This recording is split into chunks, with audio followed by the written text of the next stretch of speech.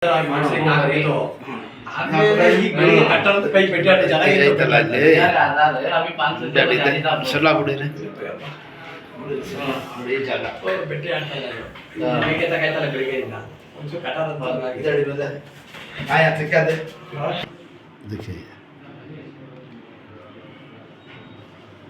ಯಾರಾಗಿ ಉಜ್ಜಿದ್ದು ಆ ಥರ?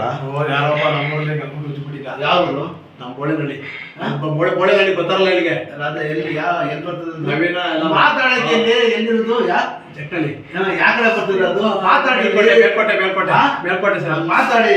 ಬೆಳಿಗ್ಗೆ ಬಂದಿದ್ರು ಮೇಲ್ಕೋಟೆ ಅವರು ಲೇಡೀಸು.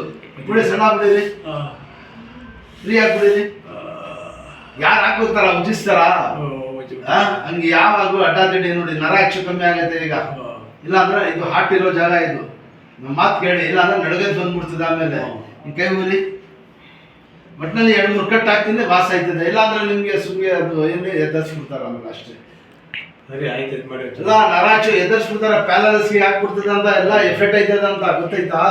ಒಂದೇ ಬೆಳಿಗ್ಗೆ ಆಗೋಯ್ತು. ಏನು ಇಷ್ಟ ಆಯ್ತು, ದೇವ್ರು ಕಾಪಾಡ್ದ. ಇನ್ನೂ ಜಾಸ್ತಿ ಎಫೆಕ್ಟ್ ಆಯ್ತಾ ಇದಿಲ್ಲ.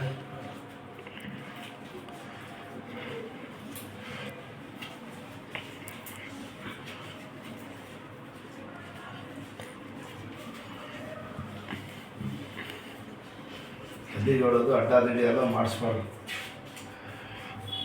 ದೇವ್ರ ಮೇಲೆ ಭಾರ ಆಗ್ಬಿಟ್ಟು ಒಂದು ಜಾಗ ತೋರಿಸಿ ವಾಸ ಆಯ್ತದೆ. ಮೇಲ್ಕೋಟೆ ಇಲ್ಲೇ ತಾನೇ ಬಂದು ಒಂದು 2-3 ಕಟ್ ಹಾಕ್ಸಿ ಬಿಡ್ಬೇಡಿ. ಇಲ್ಲಿ ಕೂತ್ಕೊಡಿ. ಬಿಗಿದೆ ಮತ್ತೆ ವಾಸ ಆಗ್ಬೇಕಲ್ಲ. ಇಲ್ಲಿ ಕೂತ್ಕೊತಾರೆ. ಈಗ ಬೆಟ್ಟು ಹಿಂಗಾಗ್ಬಿಟ್ಟಿದೆ. ನಾನು ಎತ್ತಾಕಿದ್ದೀನಿ ಸ್ವಲ್ಪ. ಕೆಳಕ್ಕೆ ಬೇಕು ಬರೋದು. ಅದೇ ಬರೋದ್ರೆ ಅರ್ಥ ಮಾಡಿ. ಅದಕ್ಕೆ ಮೇಲೆ ಎತ್ತು ಕಟ್ಟಿರೋದು ನಾನು. ಸ್ವಲ್ಪ ಬಿಗಿ ಐತೆ, ಸ್ವಲ್ಪ ಎಕ್ಸೈಸ್ ಮಾಡಿ. ಇಲ್ಲ ಅಂದ್ರೆ ಊತ ಬಂದ್ಬಿಡ್ತದೆ. ಪಣ್ ಅಂತ ಹಿಡಿತದೆ. ಎದರ್ಬೇಡಿ. ಹಿಂಗೆ ಆಡ್ಸಿದ್ವಿ ಹಂಗೆ ಅಷ್ಟೇ. ಕೈ ಊರಿ ಕೆರಳೆ ಅಷ್ಟೇ. ತಿರ್ಗಾಡ್ತದೆ.